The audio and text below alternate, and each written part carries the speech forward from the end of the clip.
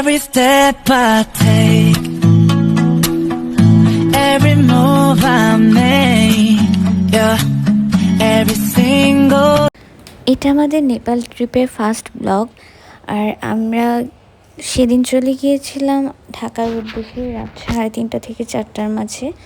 আমরা চাচ্ছিলাম না কোনোভাবে আমরা জ্যামে পড়ি অথবা আমাদের লেট হোক।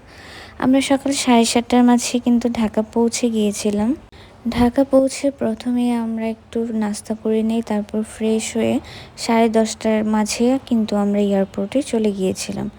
আমাদের ফ্লাইট ছিল 12:30টায়, কিন্তু আমরা একটু আগে গিয়েছিলাম। আমরা চাচ্ছিলাম না কোনোভাবে আমাদের লেট হোক, কিন্তু সেদিন আমাদের আনফর্চুনেটলি ফ্লাইটটা 2 ঘন্টা লেট করে। আর আমরা এই 2 ঘন্টা শুধু শুধু এয়ারপোর্টে বসেছিলাম, আমাদের করার মতো কিছুই ছিল না। বাইরে প্রচণ্ড রোদ ছিল, কিন্তু ঠান্ডা ছিল। আমরা ভেবেছিলাম এবার নেপালেও অনেক ঠান্ডা পড়বে, কিন্তু আনফর্চুনেটলি আমরা নেপালে যেয়ে কিন্তু স্নো পাইনি। ঠান্ডা ছিল কিন্তু স্নো কিন্তু আমরা দেখতে পারিনি। আমাদের স্নো দেখার প্রিপারেশন নিয়েই কিন্তু গিয়েছিলাম। তারপর ফাইনালি আমাদের এখান থেকে টেক অফ করতে করতে বেজে গিয়েছিল 2:40-এর মতো। নেপাল পৌঁছাতে আমাদের বেশি টাইম লাগেনি। তারপর এখানে উপর থেকে এই যে ভিউটা খুবই সুন্দর লাগছিল। নেপাল যেতে কিন্তু বেশি টাইম লাগে না, যেহেতু দুপুর টাইম ছিল আমাদের ক্ষুধাও লেগে গিয়েছিল। আর প্লেনের খাবার আমার কখনোই ভালো লাগে না। প্রচণ্ড রোদ থাকার কারণে ভালোভাবে আমি তাকাতেও পারছিলাম না। ফাইনালি আমাদেরকে খাবার সার্ভ করে দিল। আর খাবারে ছিল একটা সফট ড্রিঙ্কস, পানি, একটা ম্যাঙ্গো বার, চিজ স্যান্ডউইচ আর একটা ছোট কেক। ওদের স্যান্ডউইচটা আমার কাছে কোনো টেস্টই লাগেনি, কারণ এটা জাস্ট একটা অখাদ্য। ক্ষুধা ছিল তাই এটা বাধ্য হয়ে খেতে হয়েছে। জাস্ট পাউরুটির মাঝে একটা চিজ দিয়ে দিয়েছে। এই কেকটা মোটামুটি ছিল। আর আমরা কিন্তু 1.5 ঘন্টার মাঝে নেপাল পৌঁছে যাই। আর নেপালের ভিউটা আমরা একটু একটু পাচ্ছিলাম তখন। আর খুশি লাগছিল যে ফাইনালি আমরা চলে আসছি।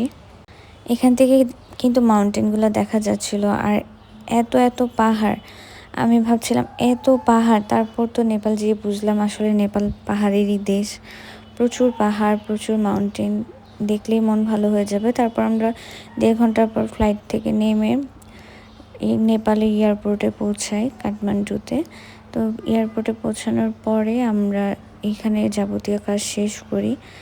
আমরা একটু এয়ারপোর্টে ঘুরে ঘুরে দেখছিলাম। আর নেপালে কিন্তু প্রতি বছরই একটা করে মেয়েকে তাদের কুমারী অথবা জীবন্ত দেবী যেটা বলে এটা নির্ধারণ করে থাকে। আর ছবিতে যাকে দেখানো হলো সে ছিল এই বছরের 2026-এ কন্যাকুমারী। তো আমরা এয়ারপোর্টে কাজ শেষ করে এয়ারপোর্ট থেকেই সিম কিনে নিয়েছিলাম, কারণ নেপালের সিমই লাগবে। দেশের বাইরে গেলে তো আর বাংলাদেশের সিম কাজ করবে না। নেপালের সিম নিয়ে নিলাম। তারপর এখান থেকে আমরা ট্যাক্সির জন্য অ্যাপ্লাই করি। ওখানে ট্যাক্সিরও একটা আলাদা বুথ ছিল।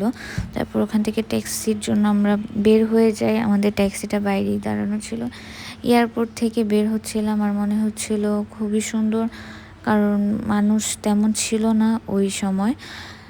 এই যে বের হয়ে তারপর আমরা ট্যাক্সির জন্য ওয়েট করছিলাম। নেপালের গাড়িগুলো কিন্তু বাংলাদেশের মতো না, কারণ বাংলাদেশের রাস্তার সাথে নেপালের রাস্তার মিল নেই। রাস্তা অনুযায়ী ওদের গাড়ি। তো আজকে এই পর্যন্তই। আল্লাহ হাফেজ।